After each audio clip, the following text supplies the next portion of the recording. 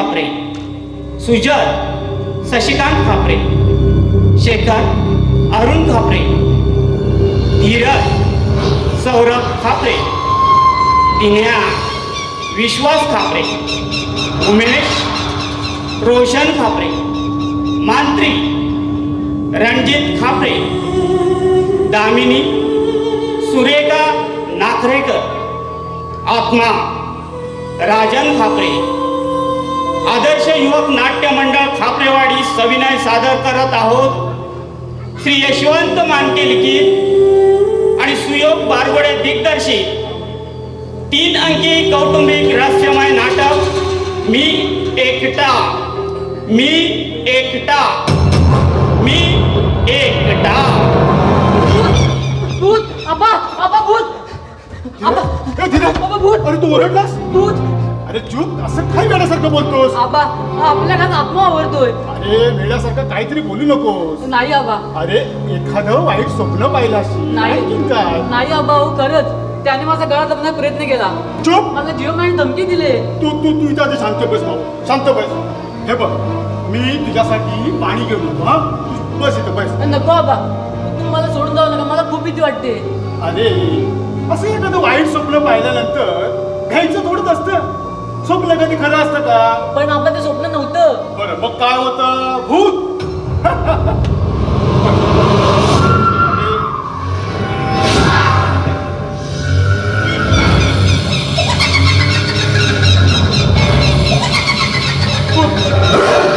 कोण आहेस तू?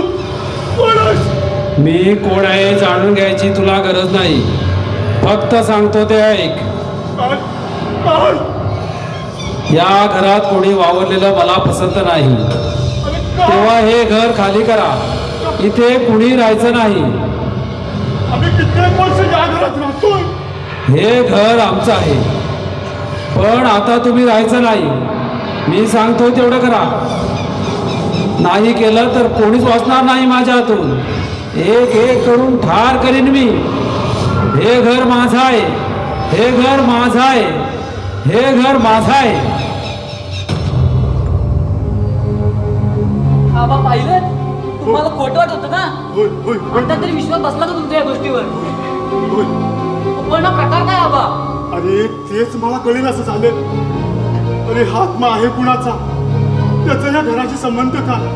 आता काय करायचं आबा, मला खूप भीती वाटते. अरे असं घाबरून कसं चालेल? यातून काहीतरी मार्ग काढायला हवा. पण आबा इतकी वर्षापर्यंत राहतोय तेव्हा कशा त्रास जाणवला नाही, मग अचानक मला आत्मा आला कुठून. अरे तेच मला नेमकं हा आत्मा आहे कुणाचा तेच कळत नाही. आबा तुम्हाला याचा पूर्वी प्रत्यय आला होता? नाही, तेव्हाच नाही. मग आता त्याच्यावर पर्याय. हे हे हे हे हे घर सोडायचं. आबा होय होय धीरज. अरे या घरापेक्षा मला तुम्ही महत्वाचे आहात आणि या घरासाठी मला तुमचे जीव गमावून बसायचे नाही. पण हे सुजल भाईला पटेल का? अरे समजावून सांगेल मी त्याला.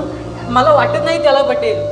अरे त्याचं नाही पटलं नाही तरी याचा अर्थ असा होत नाही की तो माझा ऐकणार नाही. एक वेळ शेखर माझा ऐकणार नाही, पण माझा सुजल माझ्या शब्दावर आहे का कधी? मान्य तू तुमच्या शब्दाबाहेर नाही, पण जे भाईला पटत नाही तिकडे तू नेहमीच दुर्लक्ष करतो. जिथे सगळ्यांचा मरणाचा प्रश्न आहे ना तिथे सुजल दुर्लक्ष करणार नाही. हा हो पण हे बघ, कशाला काळजी करतोस? उद्या सकाळी सुजल येणार आहे. हा बोलेन मी त्याच्याशी. बर आत्ता खूप उशीर झालेला आहे, चल जाऊन झोपूया. चल.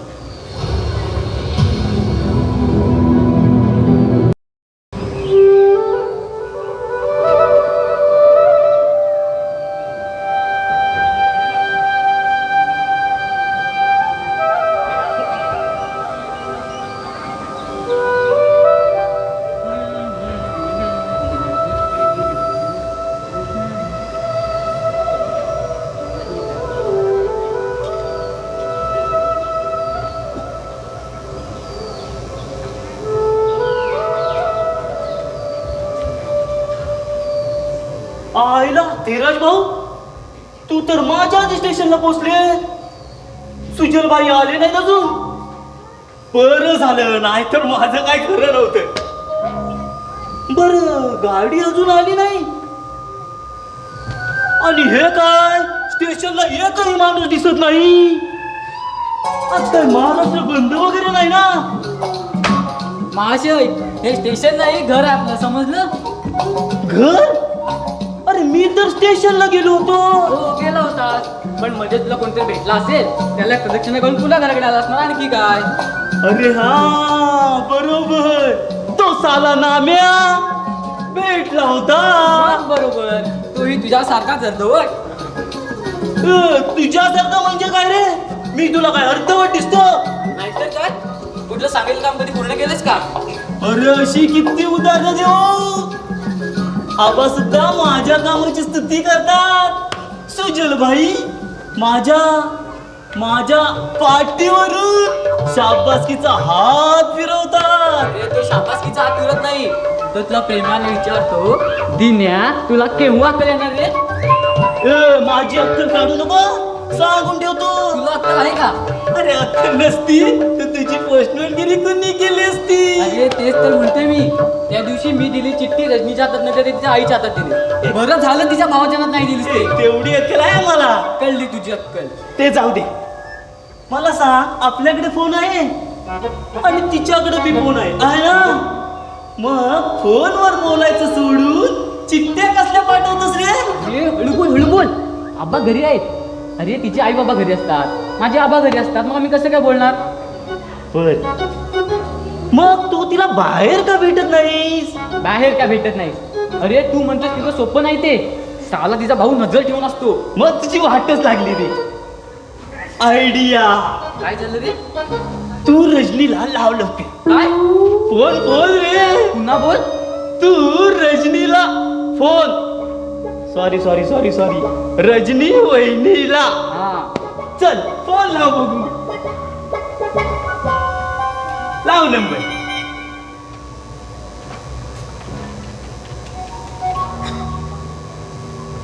हॅलो रजनी वहिनी. ते फक्त रजनी म्हण. हॅलो रजनी आहे का? काय आपण कोण रे? ती तुला माहित नाही? अरे ती विचारते. अरे मग मैत्रीण सांग ना. हॅलो, मी ती नाही, तिची मैत्रीण बोलते. हॅलो, माझं नाव की नाही दिव्या. दिन्या काय? मुलीचं नाव सांग एकदा. ते दिव्या नाही, ते वनिता बोलते. अरे आता वनिता कोण विचार? ते रजनीला माहित आहे सांग. हॅलो, ते की नाही रजनीला माहित आहे. काय तू रजनीच बोलतेस? अरे बाबा ही रजनी. हॅलो रजनी का मी धीरज. हॅलो. अरे फोन ठेवला की काय? अरे ते केलं कशी? फोन तर लागलाच नव्हता. चाललं होतं. माझ्यावर दिली आमचं मोबाईलच ठेवतो.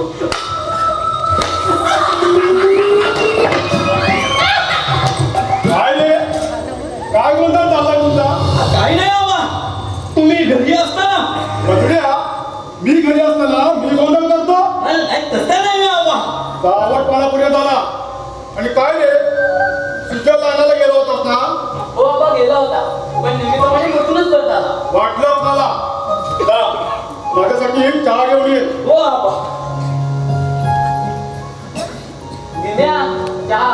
हो गरमच आणणार, इतका पण अर्धवट नाही मी सांगतोय. धीरज, हा बाबा. अरे रात्री शेखर आलाच नाही ना? नाही. फोन पण केला नाही. कशाला फोन करेल तो? आणि तुम्ही एवढी काळजी कसं करताय? अरे कशाला म्हणजे? अरे मुलगा आहे तो माझा. पण त्याने तो बाप म्हणून मानले तुम्हाला? दिलाय कधी बापाचा दर्जा? हेच तर माझं दुर्दैव आहे. दुर्दैव फक्त तुमचं नाही बाबा, तर दुर्दैव खरंच आहे. शेखरच्या भावामध्ये सांगितलं लाज वाटते आम्हाला. धीरज, दिवस जायची आणि धिंगाणा घालायचा. त्यापैकी त्यांनी काही केलंय का? अरे पण या सर्व गोष्टीला मला जबाबदार पकडतो. ते तो ठरवणार कोण? त्याच्या बरोबरचं कारणीभूत तो स्वतःच आहे. नाहीतर आपल्या मुलीचा खापर दुसऱ्याच्या माती माहिती त्याला चांगली सवय झाली. त्याच्या या सवयीला करायचं काय? काही करायचं नाही, स्वस्त बसून तो काय करतो ते करून द्यायचं बस. धीरज, हा बा जे काही करायचं ते केलं, ते समजायचं ते समजवलं. आणखी आपण त्यासाठी काय करणार आहोत? जे संस्कार आमच्या गेले ते त्याच्या गेले ना. मग तो कुसंगती बिघडला तर आपण त्यांना कसे शोधतो? याच्या या सवयीला काय करायचं ना? अरे तेच कळत नाही. आणि त्या मुलीच्या नादाला लागला आणि बरबाद झाला माझा शेखर. आता तू कधी सुधारतो याची वाट पाहायची, म्हणजे पुन्हा आशेवर जगणार आहे. दुसरा पर्याय नाही.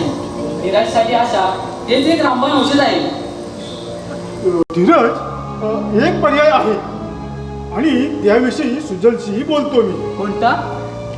शेखरचं लग्न करायचं. म्हणजे आणखी एका जीवाची बरबादी. अरे ती कशी काय? अरे लग्न केल्याने कदाचित सुधारेल तो. कदाचित नक्की सुधारेल की नाही हे तुम्हालाही ठीक सांगता येत नाही आबा. का असं का तुला वाटतं? आबा शेखर सुधारण्यासाठी एका मुलीच्याशी खेळण्याचा अधिकार आहे का आपल्याला? समजा तो नाही सुधारला तर अरे तो प्रेमबंधामुळे तो असा करतोय ना. लग्न करून पण शेखर सुधारेल असं मला वाटत नाही. पण तुला असं का वाटतं? कारण शेखर पुरुष ती जातीचा तिरस्कार करतोय. कुठल्याच तिला समोर पाहतात मस्तक भणभणतं त्याचं. तो काय लग्न करणार आबा? आबा शेखर आमचाच भाऊ आहे आणि तो आम्हाला नको आहे का? त्याला सुधारण्यासाठी आमच्याकडनं जेवढे प्रयत्न करतील तेवढे करतोयच ना. तुम्ही कशाला काळजी करता? बसा, मी तुमच्यासाठी दिनेला चहा घेऊन पाठवू.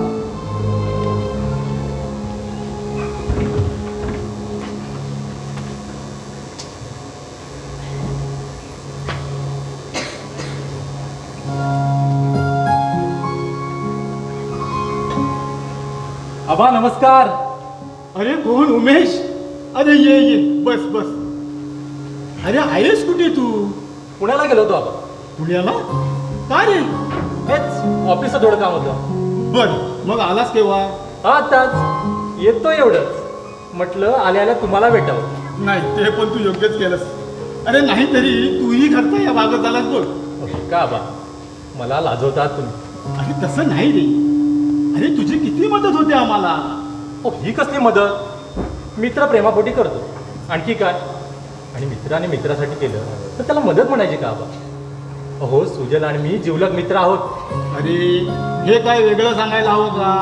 बर दिन्या, ए दिन्या. हो आबा. अरे तुझा चहा झाला की नाही अजून? बर, येताना 2 कप घेऊन ये. हो आबा. उमेश, आता सुजलचं लग्न झालं. आता तू केव्हा लग्न करतोस तेवढं सांग. नाही आबा, लग्नासारख्या कटकटीत मला अडकायचं नाही. काय? अरे लग्नाला चक्क तू कटकट म्हणतोस? हो नाहीतर काय. लग्न केलं की प्रत्येक गोष्टीला बंधन आली. मन मोकळेपणा कुठेच राहत नाही. अरे मन मोकळेपणा हवा तरी कुठपर्यंत तुम्हाला? आणि तुला कोणी सांगितलं लग्न केल्याने मन मोकळेपणा राहत नाही म्हणून? अरे मन मोकळं करण्यासाठीच तर लग्न करायचं असतं. हे बघ, सगळ्याच भावनांची देवाणघेवाण मित्राशी होत नसते. त्यासाठी आपल्या आयुष्याची जोडीदार असणे गरजेचे असते. हा, पण ती जोडीदार चांगली असायला हवी आहे ना. म्हणजे जिच्याबरोबर लग्न करणार आहोत ती समजदार असायला हवी. आणि अशाच मुलीशी लग्न केल्यानं संसार टिकतो असं मला वाटतं. हे बघ, हे तुझं वैयक्तिक मत झालं. आबा गरमागरम चहा घ्या. बरं, खास चहा. आपल्यासाठी स्पेशल बनवले बघा.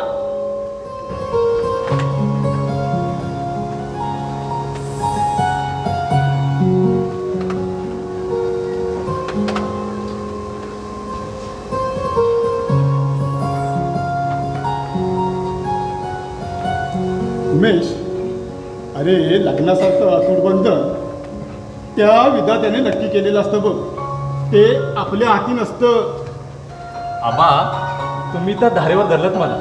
अरे तसं नाही रे, मुलासारखं आहेस म्हणून सांगावं असं वाटलं. बरं, चांगली मुलगी मिळाली की करू विचार लग्नात. बर, मी काय म्हणतो उमेश, अरे चांगल्या गोष्टीच्या शोधामध्ये हे नाही ते नाही, अशीच आहे ती तशीच आहे ती, हे सगळं करता करता आयुष्य निघून जातं बघ. आणि मग आपल्या अवतरत्या वयात आपल्या जोडीदाराची किंमत आपल्याला कळायला लागते. म्हणून मी म्हणतो तू माझं ऐकावंस असं मला वाटतं. हे का आबा, तुमचं कधी मी ऐकलं नाही का? म्हणजे हे पण ऐकणार ना? का नाही, जरूर ऐकणार.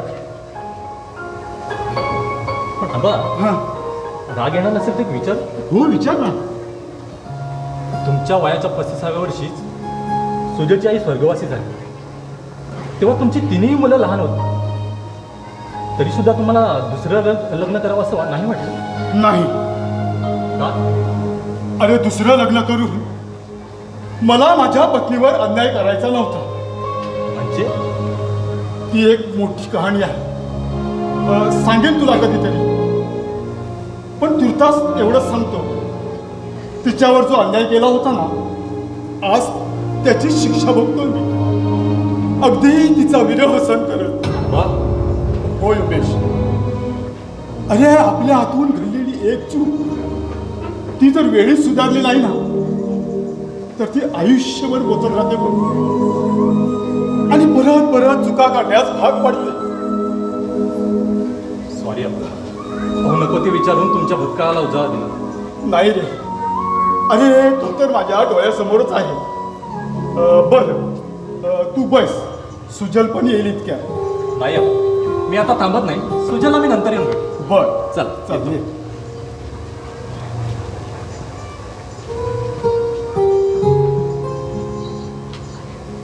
दिन्या, ए दिन्या. काय आबा? आता आतमध्ये काय बोललास? काही नाही बाबा. काही नाही. मग आवाज कसला झाला? अरे एक काम धड व्यवस्थित करत नाहीस. काय आबा, आज तर मी कामं सगळी व्यवस्थित केली. काय केलंस? सुजल आलाय अजून? आता ते आले नाही त्याला मी काय करू?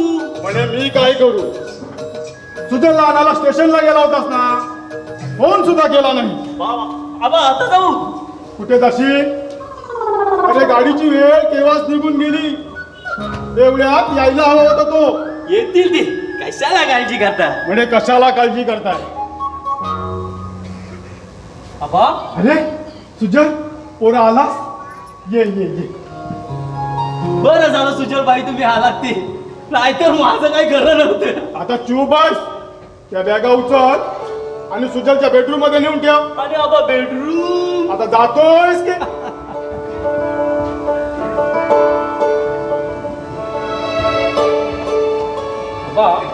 नमस्कार करतो. आयुष्यमान व्हा, आयुष्यमान.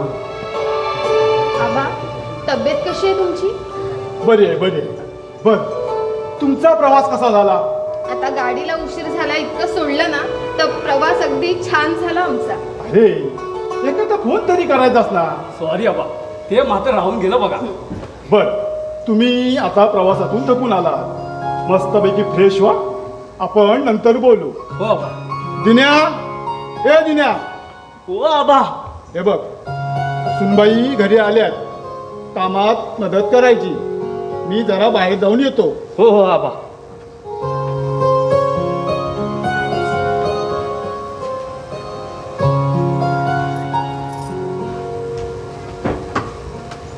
नमस्कार वहिनी. हो हे काय करताय? नमस्कार. ही कोणती पद्धत झाली नमस्कार करण्याची? वहिनी सॉरी सुजल. अरे शेखर कुठे आहे धीरज? त्याच्याबद्दल मला नाही विचारशील तेच बरं. अरे हे काय धीरज?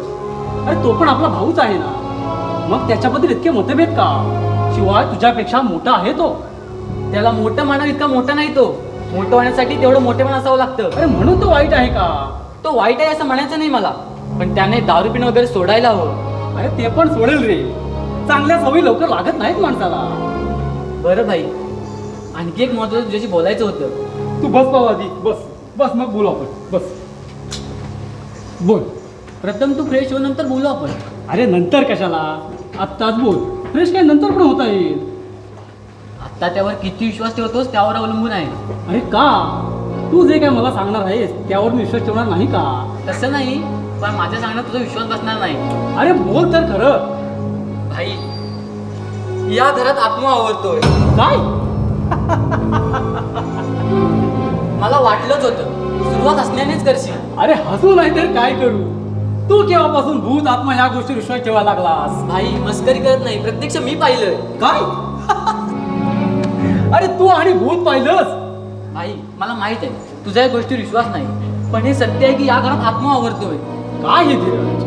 अरे आपण 21व्या शतकाकडे वाटचाल करतो आहोत, तरी सुद्धा अंधश्रद्धेवर विश्वास ठेवतोस. माझा सुद्धा या गोष्टीवर विश्वास नव्हता, पण काल रात्री जो प्रकार घडला त्यावरून भूत सुद्धा असतात हे पटलं. आता मात्र कमाल झाली हा तुझी धीरज. हे बघ, आता मी आलोय ना, घाबरू नकोस, कळलं? तू बस बस, मी येतो फ्रेश हो. बस.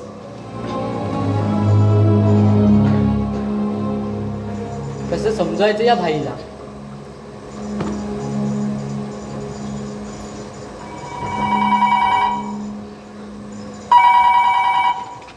Hello hello hello.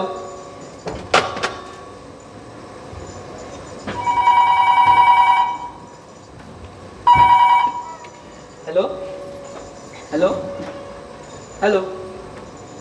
कोणी बोलतच नाही. कदाचित माझा आवाज पसंत नसावा. आत्ता आला तर तूच घे वहिनी. म्हणजे इथे येणारा प्रत्येक फोन माझाच असावा असं म्हणायचंय का तुम्हाला? असं तर म्हटलं नाही मी. पण त्याचा अर्थ तर असाच होतो ना. हा बरोबर आहे. अर्थ करून घेतला तर नक्कीच होतो. पण एक विचार वहिनी, विचार. दरवेळी आमच्या बोलण्याचा अर्थ वेगळा का करून घेतेस? आमचं वागणं पसंत नाही का तुला? कोणी सांगितलं तुम्हाला? हसण्यात सुद्धा मोकळेपणा नाही. काय झालं वहिनी, मला सांगणार नाही का? हो, पण काही सांगण्यासारखं असेल तर सांगू ना. खरं सांगू वहिनी, आईच्या प्रेमाशिवाय लहानाचा मोठा झालो. आम्ही लहान असतानाच आई स्वर्गवासी झाली. आम्हाला नीटची आठवत सुद्धा नाही. आपण जेवढं आमच्यासाठी करायला पाहिजे तेवढं केलंय, पण शेवटी आई ती आईच. आणि आज साक्षात वहिनीच्या रूपाने आई बनून आलीच माझ्यासाठी. तेव्हा माझ्याकडून काय चुकलं तर मला माफ कर वहिनी, पण अशी नाराज नको राहू. हे बघा, आईचा दर्जा देणे इतकी मी मोठी नाहीये. तेव्हा तुमची ही वहिनी तुमच्या आईची उणीव भरून नाही काढू शकत. आई आई असते, ती खरी किंवा खोटी नसते. हे तुमच्या मनाचं मोठेपण झालं. कारण आई या महान शब्दाचा अर्थ तुम्हाला समजतो. का नाही समजणार? आईच्या प्रेमाला पूर्णपणे मुकलो होत आम्ही.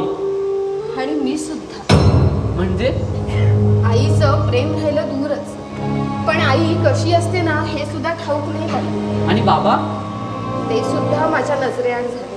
वहिनी समजलो नाही मी. सध्या तरी ना या सगळ्या गोष्टी न समजण्या पलीकडच्याच आहेत बघा.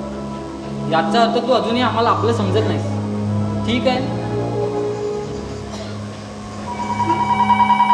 थांबा, मी घेते.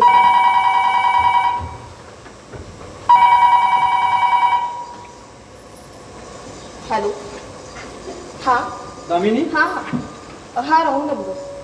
कोण होतं ग? काही माहित नाही, रॉंग नंबर होता. दामिनी, हा काय झालं ग? नाही, काही नाही. ये बस पाहू, ये बस. अहो पण बस ग बस.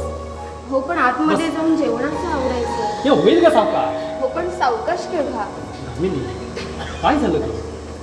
आपलं लग्न झाल्यापासून मी पाहतो तुझ्यामध्ये मोकळेपणा दिसतच नाही. नेहमी घाबरलेली, गोंधळलेली दिसते. हा दामिनी? नाही, काही नाही.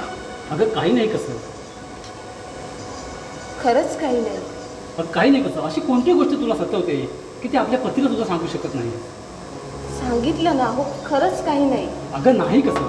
तुझ्या चेहऱ्यावर स्पष्ट दिसतंय ते की तुला काहीतरी प्रॉब्लेम आहे म्हणून. काय झालं? बरं वाटत नाही का? ताप वगैरे आलाय की काय? नाही, डोकं दुखतंय थोडं. लग्न झाल्यापासून? अगं वेडे, पती पत्नीच्या नात्याचा अर्थ न समजण्यात की तू लहान तर नाही. लग्न म्हणजे दोन जीवांचं मिलन असतं म्हणतात. मग आपल्यामध्ये इतका दुरावा का? पती पत्नी एक दुसऱ्यासाठीच असतात, एक दुसऱ्याला समजून घेण्यासाठीच असतात ना. पण त्यासाठी दोघांमध्ये सुद्धा तितकाच समंजसपणा असावा लागतो. बरोबर आहे तुझं. मीच तुला समजून घेत नाही. मी तुमच्याबद्दल नाही बोलत आहे. हो, या घरात जितका समंजसपणा तुमच्यामध्ये आहे ना, तितका दुसरा कोणामध्ये सुद्धा नाही. अगदी माझ्यामध्ये सुद्धा. अगं असं कसं म्हणेन मी? हा समंजसपणा सुद्धा काही कमी झाला? म्हणजे याला तुम्ही समंजसपणा म्हणता? नाहीतर काय म्हणायचं? आपल्यामध्ये ज्या त्रुटी आहे, जी कमतरता आहे, ही अभिमानाने सांगणं त्याला सुद्धा धाडस लागतं. आणि ते तुझ्यामध्ये आहे. जेव्हा लग्न करून इथे यायची वेळ आली ना, तेव्हा असं वाटायचं की मी संसार करू शकेन की नाही. माझा होणारा पती मला सांभाळून घेईल की नाही या भीतीत अगदी भयग्रस्त व्हायचे मी. पण तुमच्या सानिध्यात राहून तुमच्या सहवासाने ना प्रेम कसं करावं हे शिकले मी. अगं तुझ्यात परिवर्तन कसं घडेल? हे आणखीन काय वेगळं सांगू का? आणि ते माझ्याशिवाय दुसरं कोण सांगणार सांगा ना. प्रेम माया याचा लवलेश सुद्धा नसणारी मी सतत तिरस्काराला सोबत घेऊन बाळगते. जिच्याशी तुम्ही लग्न केलं आणि तिच्याशी प्रेमाचा वर्षाव करून तिला प्रेम करायला शिकवलं. हा तुझा मोठेपणा की तू मान्य करतेस. हो तो मान्य करायलाच हवा नाही का? कारण पती आहात तुम्ही माझे. अच्छा म्हणजे हे सुद्धा मान्य करतेस.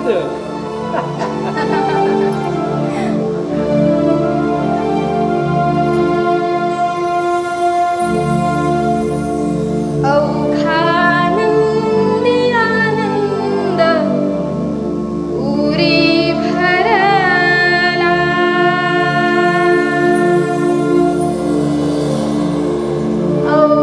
औघानंदी आनंद उरी भरला.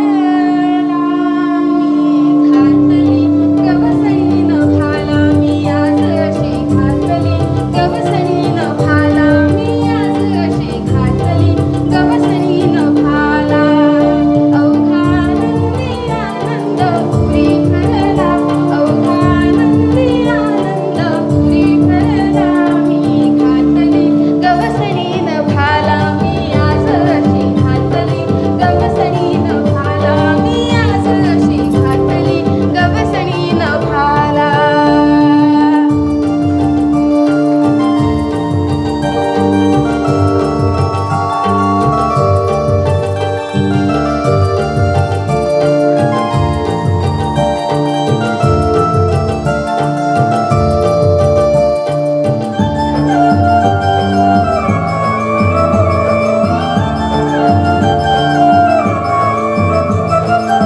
ध्यानी मनीला घडेल ऐसे घडून गेले अघटित जैसे.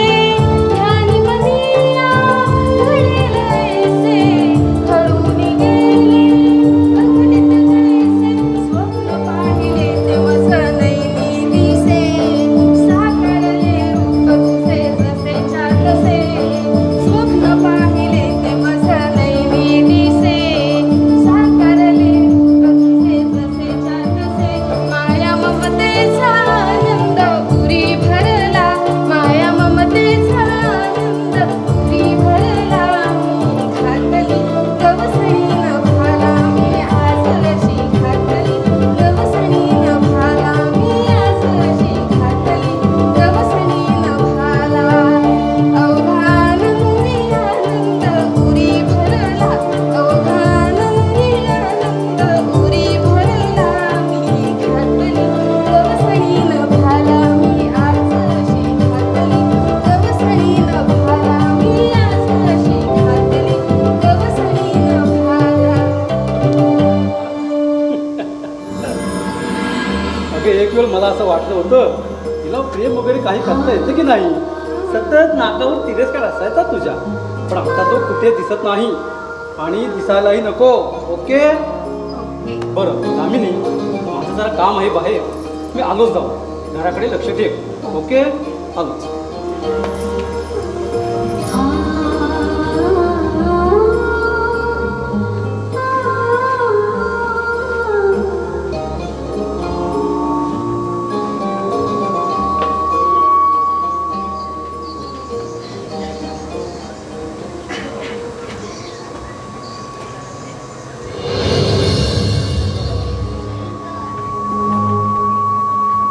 आत्ता तर दिसलं तुला? म्हणजे रात्रभर होताच कुठे?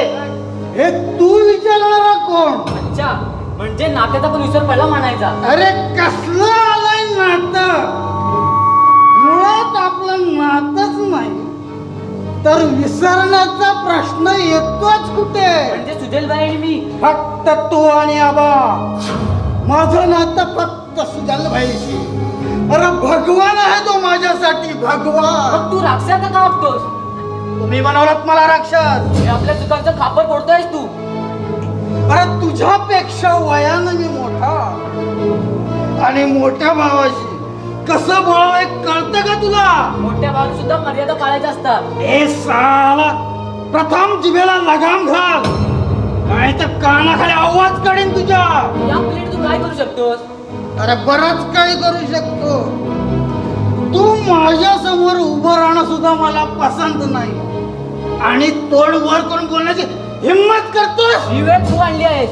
ज्याला या घराची इज्जतीची, आबांच्या प्रतिष्ठेची काळजी नाही, त्याच्यावर अशी भाषा करावी लागते. अरे कुणाच्या प्रतिष्ठेची भाषा करतोयस? आव्हानच्या? अरे प्रतिष्ठा आहे का त्यांना? तुला कशी दिसेल रे? तुझे डोळे कधी उघडे असतील तर ना. तुझे डोळे उघडे आहेत ना, पण तुझ्या बाबांची प्रतिष्ठा तू जोपास, मला परवा नाही त्याची. आपल्या बापाला नाही, बाप नाही तो माझा, साप आहे साप. शेखर, स्वतःच्या मुलाला डंक मारणारा विषारी साप आहे तो साप. धीरज, राम खरं पुन्हा हा मूर्खपणा करू नकोस, नाही तर हात मुळासकट मोडून टाकीन. अरे बर्बाद केला तर तुम्ही दोघांनी मला, बर्बाद. आम्ही हा, तुम्हीच. तू आणि आबाल माझ्या प्रत्येक गोष्टीमध्ये ढवळाढवळ केली. तो तुला सुधारण्याचा प्रयत्न होता. अरे सुधारण्यासाठी मी बिघडलो होतोच कधी? ते स्वतःच्या मनाला विचार ना. रात्रभर दारू पिऊन बाहेर भटकतोस, ते का सांगत नाहीस? याला कारणीभूत कोण? तुम्हीच ना. अरे दूरदशा केली रे माझ्या, दूरदशा केली. ती तू करून घेतली स्वतःच्या हाताने. संगत कुणाची करायला हवी हे तुला काही समजलंय का? आणि हेच तुला समजवण्याचा प्रयत्न केला तर आम्ही तुझे अपराध झालो. मला जो समजवण्याचा प्रयत्न केला तोच मोठा अपराध आहे. अरे लहान भावाला समजवण्यात का मी लहान नाही? मग का विष कालवलं माझ्या जीवनात? काय ते स्पष्ट बोल. अरे स्पष्ट तर तुला बोलायचं आहे. बोल, त्या शैलाकडे का गेला होतास? तिला समज द्यायला. अरे सगळ्यांना समज देण्यात का? मोठा कधी झालास तू? जेव्हा मोठे आपली अक्कल घाण ठेवतात ना, तेव्हा लहानानेच त्यांना शिकवायचं असतं. बस, तू शहाणपणा मला शिकू नकोस. तू त्या शैलाकडे का गेला होतास तेवढं सांग. तिनं तुझा नाद सोडा म्हणून. का? कारण ती मुलगी चांगली नाही, त्यामुळे घरची लायकी नाही तिची. हे तू ठरवणारा कोण? अरे ती चांगली आहे की वाईट तुला कसं माहित? सगळेच गुंपलतात त्या नावाने. चारित्र्यहीन म्हणून गणना होतेच तिची. अरे तरी सुद्धा प्रेम होतं तिचं माझ्यावर.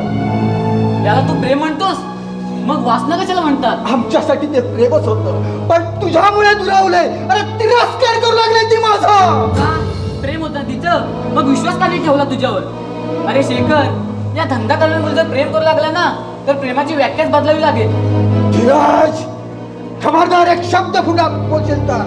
अरे तिला माझा विश्वासघात जरी केला असला ना, तर तुम्ही त्या काही बोललं मी खपून घेणार नाही. अरे ठार मारेल मी एकेकाला. त्या वेस्टीसाठी भावाला ठार मारणार? हा, तुला सुद्धा ठार मारेल मी. शेखर, शेखर सोड. शेखर, शेखर सोड. अरे तुम्ही भावात की वैरी? भाई, माझ्या शैलाला याने वेशा म्हणाला अरे म्हणायचं काय आहेस ती वेश्या? धीरज! शेखर, धीरज, चल तू प्रथम. पण भाई, तू जा म्हटलं ना. भाई सुरुवात त्यानेच केली. तू पण शांत राहा जरा.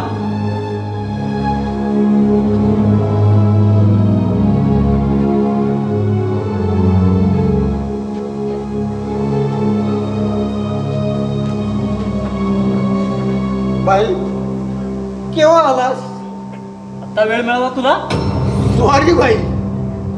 अरे शेखर, किती समजावायचं रे तुला? असे जर दुश्मनासारखे भांडत राहिला तर एक दिवस जीव घ्याल एकमेकांचे. अरे तुमचं जर पटतच नाही तर बोलता कशाला रे? कमीत कमी तुमच्यामध्ये वाद तर होणार नाही. भाई तू धीरजला काहीच बोलला नाही. सगळा राग माझ्यावरच काढतो. हे रागावणं नाही रे माझ्या राजा.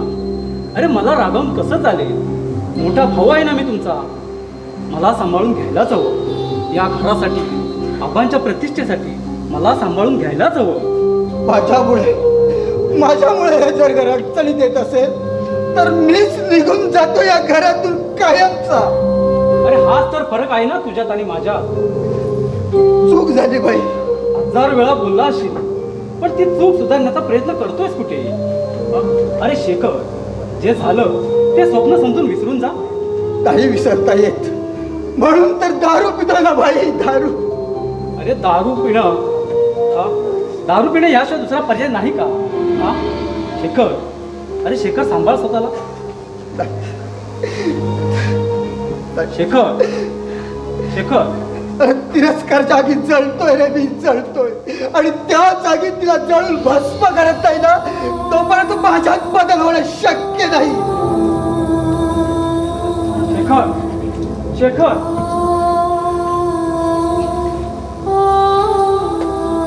सुजल, दामिनी. शेखर भाऊजी आले होते ना? हो, मग थांबले नाही जास्त वेळ थांबत नाही तो या घरात. का? आबांनी विरोध केला म्हणून. अगं प्रेमभंग झालाय त्याचा. असं का? अगं तिरस्कार करतोय तो या घराचा. आणि माझा सुद्धा. दामिनी. एक प्रश्न विचार. हा विचार ना, तुझ्यापासून काय लपवायचं? शेखर भाऊजी असं का वागतात? अगं प्रेमभंग झालाय त्याचा आणि आबांनी विरोध केला म्हणून. म्हणून या घराचा तिरस्कार करतात का? हो. पण का? दामिनी. पण मला सांगा, प्रेमभंग झाला ती मुलगी कोण होती? ती मुलगी चांगली नव्हती. पण हे तुम्ही ठरवलं? तू ओळखतेस तिला? नाही, मी ओळखत नाही तिला. पण जर शेखर भाऊजी जर तिच्याबरोबर लग्न करून सुखी होणार असतील तर लग्न करायला काय हरकत आहे? शेखर तिच्याशी लग्न करून बर्बाद होईल. म्हणजे? होय दामिनी. अगं ती मुलगी कुणाशी लग्न करून संसार करू शकत नाही. पण का? प्रत्येकाच्या भावनांशी खेळते ती, धंदा करते ती आपल्या चारित्र्याचा. काय? होय दामिनी. आणि ज्या मुली आपल्या स्वार्थासाठी आपल्या शिलाचा लिलाव करतात त्या मुलींना मी कधीच माफ करत नाही, कधीच नाही. दामिनी, काय झालं ग? दामिनी, काय झालं? नाही, काही नाही. तुम्हाला नाश्ता करायचा आहे ना? मी आलेच घेऊ. चल.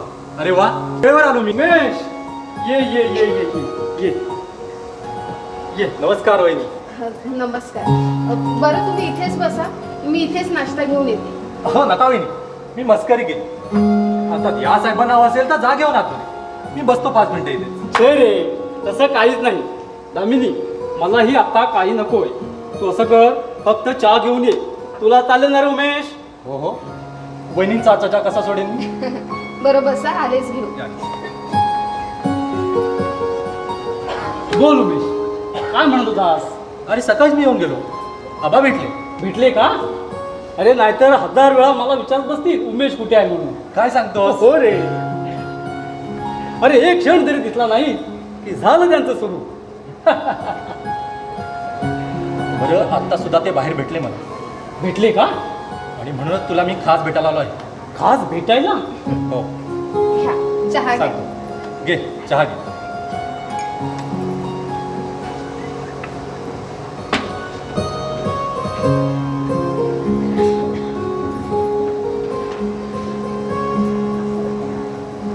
बोल उमेश, काय म्हणतो? सुजल, तुझा भूत, आत्मा, देवदेवस्की यावर विश्वास आहे का? मुळीच नाही. मुळात तुला समजवायला त्यांनी मला सांगितलं. मला समजवायला? हो. त्यांचं म्हणणं आहे की या घरात आत्मा वावरतोय आणि त्याच्यापासून सगळ्यांना धोका आहे. तेव्हा हे घर सोडायचं असं आबांचं म्हणणं आहे. अरे वेडे आहेत हे सगळे. धीरज पण असंच काहीतरी वेड्यासारखा बडबडत होता. का हे लोक नको त्या गोष्टीवर विश्वास ठेवतात कुणाच ठाऊक. एखादा साधू महाराज किंवा मांत्रिकांच्या विचारात आहेत आबा.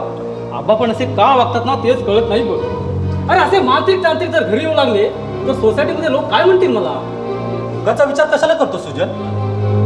ते उमेश, तुझा सुद्धा ह्या गोष्टीवर विश्वास आहे तर?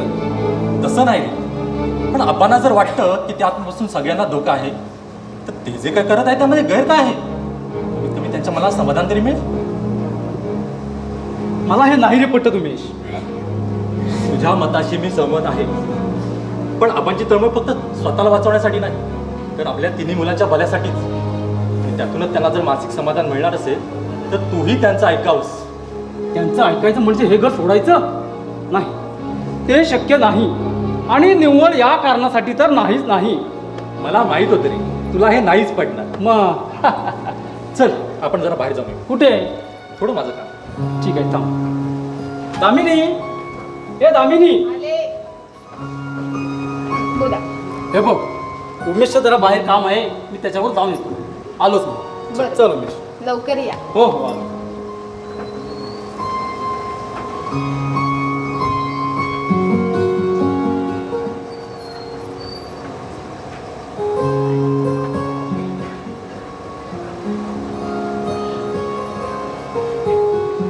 सुनबाई, ए सुनबाई, काय आबा? तू सुनबाई आहेस? आपली परवानगी असेल तर. नालाय, सुनबाईला आवाज दिला मी. अच्छा, वहिनी हव्या आहेत का? असं बोला ना, आत्ताच पाठवतो कुठे चालला? वहिनी साहेबांना बोलवायला. आता तू आलायस ना, हे बघ, ही पिशवी द्यायची होती, देऊन ठेव आतमध्ये. आबा काय आहे त्यामध्ये? आता आतमध्ये जातोयस की? आयला शेखर भाऊ पण आले. द्या, तुम्ही काय आणलंय ते पण द्या, म्हणजे सगळं घेऊन जातो. त्याने दारू आणले, हवे तुला? दारू? ची ची ची ची, साधं दारूचं नाव जरी काढलं ना तरी सगळी नशा चढते आपल्या. आज जातोस की नशा उतराव तुझे? अरे बापरे. शेखर, अरे अजून हे कुठपर्यंत चालणार आहे तुझं? आयुष्याच्या अंतापर्यंत. अरे मग या बापाचा अंत का पाहतोयस? अरे कुठल्या कर्माची शिक्षा देतोयस तू मला? शिक्षा तर तुम्ही दिलीत मला, भिकारी केलात मला सगळ्या बाजूनं, लुला पांगळा केलात माझ्या मनाला. मग मला सांगा, अंत कोण कुणाचा पाहतोय? अरे आम्ही जे केलं ते तुझ्या भल्यासाठीच ना. भलं केलं की वाटोळ ते अगदी समोरच दिसतंय. बोलून दाखवण्यात काय अर्थ? अगदी लहानपणापासून माझ्या भल्यासाठी झटला नाही का? अरे असं गैरवर्तन करताना अरे या बापाच्या मनाचा थोडा तरी विचार कर तुझ्या मनात. वा मिस्टर आबासाहेब घोरपडे, वा.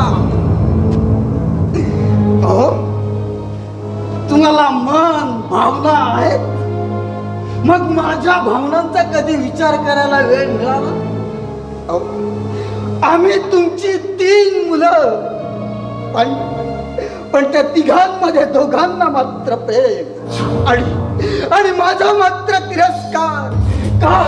कशासाठी माझा तिरस्कार? शेखर भाऊजी, आपल्या वडिलांशी बोलण्याची ही कोणती पद्धत झाली? दोन पुरुष एकत्र बोलत असताना मध्ये स्त्रीनं बोलण्याची परंपरा नाही या घराण्याची. ही परंपरा आजपासून चालू झाली असं समजा. अच्छा, म्हणजे माझ्या दुश्मनात आणखीन एकाची भर. वा वा, आनंद आहे, आनंद आहे.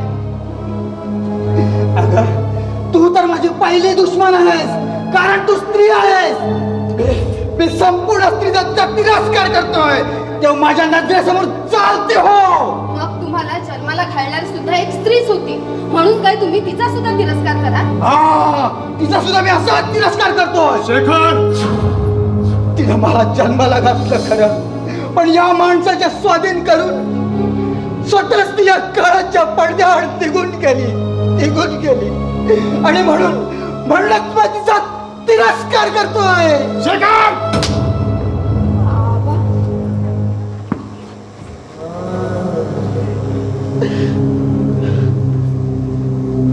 शेखर, अरे अरे मला काय बोलायचं असेल ते बोल रे, पण त्या देवीला काही बोलू नकोस. आणि जिवंतपणी मी खूप यातना दिल्या तिला. आता मरणानंतर तू तिला यातना देऊ नकोस.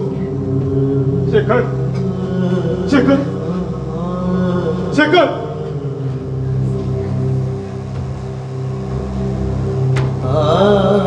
हे बघा, सांभाळा तुम्ही स्वतःला.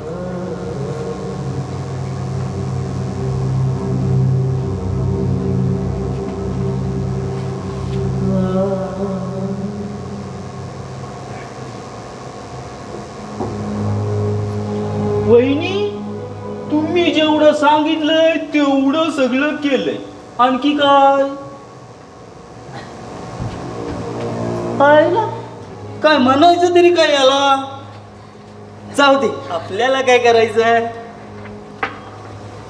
ढगाला लागली कळे, पाणी थेंब थेंब गळे. जय काली महाकाली कलकत्तेवाली, बम भोलेनाथ. अरे वाळ्या कोळी, कोण आहेस रे तू? बालका, तू मला ओळखला नाहीस? ओळखतो ओळखतो, तुमच्यासारख्या साधू महाराजांना चांगलंच ओळखतो. म्हणजे तर तू ओळखलास तर मला? अरे हे गोसाड्या, चल पहिल्यांदा बाहेर हो तिकडे. मूर्ख, घरी आलेल्या साधू महाराजांचा अपमान करतोस? अरे मग तू का आलास आमच्याकडे? सहसा आम्ही कोणाकडे जात नसतो, परंतु तुमचं सुदैव म्हणून आम्ही इथपर्यंत आलो. अरे अज्ञान बालका, तू नादान आहेस म्हणून मी तुला माफ करतो, नाहीतर तुझं तर मी भस्मच केलं असतं. ते बाप रे, म्हणजे तुला भस्म पण करता येतो? अजूनपर्यंत कुणाचं केलं नाही, कारण तेवढा आपण माझा अजून कुणी केला नाही. अरे मग किती अपमान केल्यावर तू भस्म करतो? 3 तोळा 4 मात्रा. 3 तोळा 4 मात्रा. अरे तुझा अपमान म्हणजे काय सोनं चांदी आहे? बालका, तुला कळत नसेल तर 10 वेळा विचार. आम्ही सांगण्याचा प्रयत्न करू, परंतु असं मध्ये मध्ये बोलून आम्हाला क्रोधित करू नकोस. आणि आता क्रोधित म्हणजे? शाबास बालका. अरे बाबा, मी प्रश्न विचारला, उत्तर देण्यासारखं शाबास काय म्हणतोस? म्हणूनच आम्ही शाबास म्हटलं. तुला जे नाही समजलं ते तू आम्हाला पुन्हा विचारलंस. अरे क्रोध म्हणजे राग, आणि आम्हाला जेव्हा राग येतो तेव्हा आम्ही शाप देतो, आणि शाप देताना आमच्या मुखातून निघालेला शब्द म्हणजे धनुष्यातून सुटलेला बाण, जो पुन्हा कधीच माघारी येत नाही. अरे हे रिव्हॉल्व्हरच्या जमान्यात हे धनुष्य बाण कुठून आलं? बालका, तू या जमान्यातला, तुला त्या धनुष्यबाणाची महती काय कळणार? तुम्हाला त्या रिव्हॉल्व्हरची माहिती काय करणार? धनुष्यबाणाने प्राण घेतला जायचा आणि रिव्हॉल्व्हरने प्राण घेतला जातो. डिस्क्याव डिस्क्याव असे. अरे खूप मोठा फरक आहे. धनुष्यबाणाने फक्त अपराधीत मारला जायचा, रिव्हॉल्व्हरने अपराधी कमी आणि निरपराधच जास्त मारले जातात. महाराज, ओ महाराज, आपण उभे का? बसा बसा, ओ महाराज बसा. अरे दिल्या, अरे महाराजांना उभंच ठेवलंस. बसा बसा महाराज. नाही, प्रथम या घरात वावरणाऱ्या त्या दुश्मनाचा समाचार घेऊ, मगच बसू. जोपर्यंत त्या दुश्मनाचा समाचार घेत नाही तोपर्यंत या घरात बसणार काय? साधा चहा सुद्धा घेणार नाही मी. कॉपी आमच्याकडे कोणी घेतच नाही. बम बम भोलेनाथ. बालका, विनोद नको, जा थोडं पाणी घेऊन ये. आता प्यायला की? बम बम भोलेनाथ. आज पाणी घेऊन ये जा.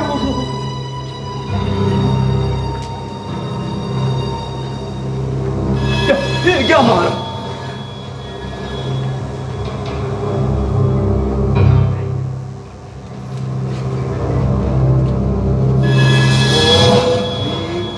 चामुंडाय नमः. ओम ह्रीं श्रीं चामुंडाय नमः.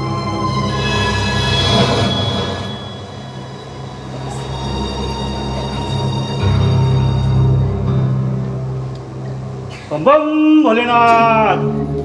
बम बम भोलेनाथ. बम बम भोलेनाथ. जय काली महाकाली कलकत्तेवाली.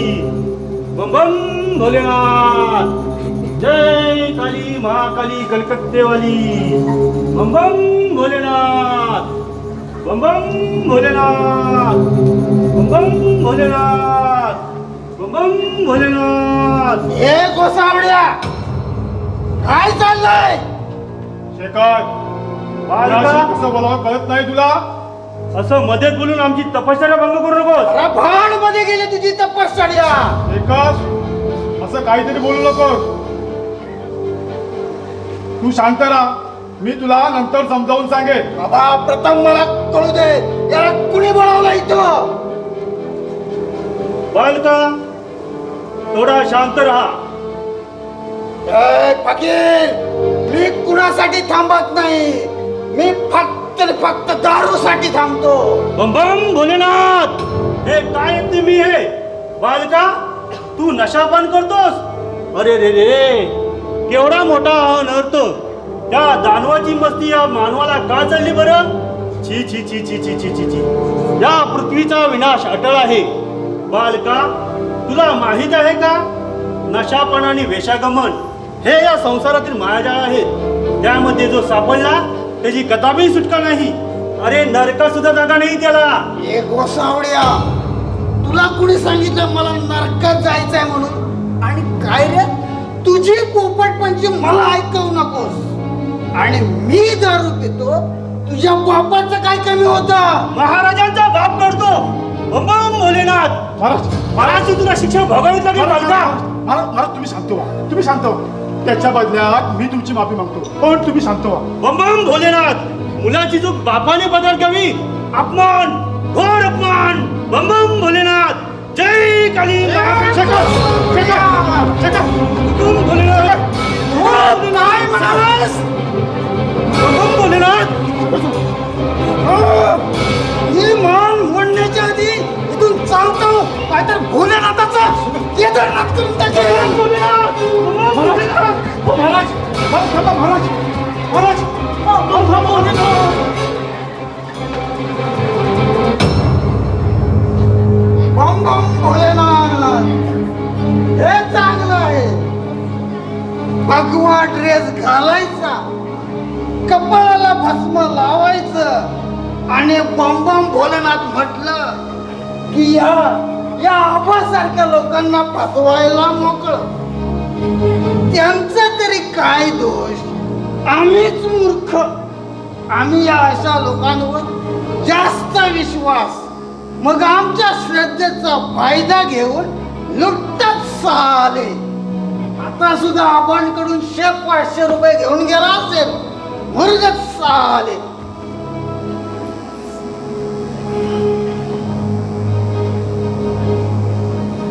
वहिनी, वहिनी.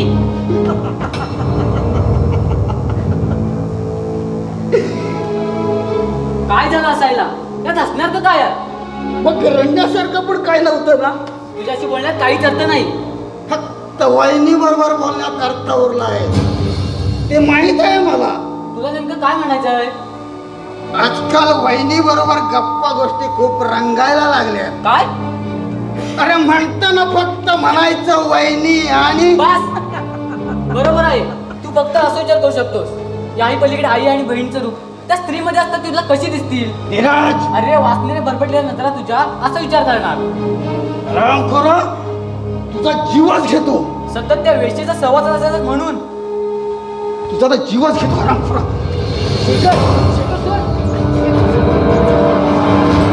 शेखर भाऊजी काय करताय? सोडा त्यांना.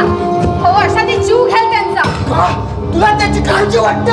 या घरातील प्रत्येक माणसाची काळजी घेणं मी माझं कर्तव्य समजते. मग मी या घरचा नाही का?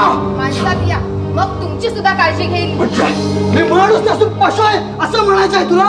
अर्थातच. ए! ओरडू नका, वहिनी आहे मी तुमची. या जबरदस्तीच्या नात्याला मी वेळी घालत नाही.